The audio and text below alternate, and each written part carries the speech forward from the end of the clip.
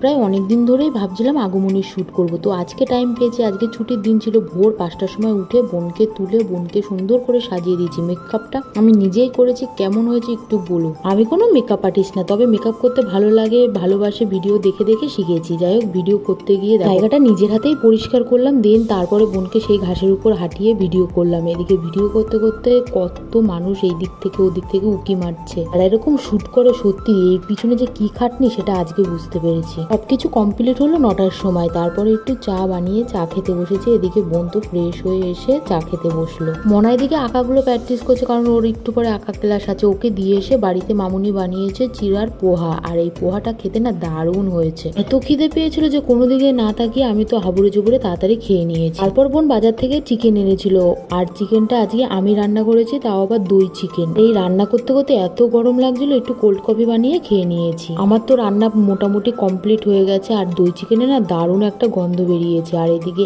এত গরম পড়েছে, বৃষ্টিটা না এসে পারলো না। যদিও বৃষ্টিটা হয়ে ওয়েদারটা একটু ঠান্ডা ঠান্ডা লেগেছে। তারপর দুপুরে সবাই মিলে একসাথে খেতে বসেছি। সো আজকে দিনটা তো এভাবেই কাটালাম। ভালো লাগলে সাবস্ক্রাইব করো। চলো টাটা, দেখা হচ্ছে কালকে।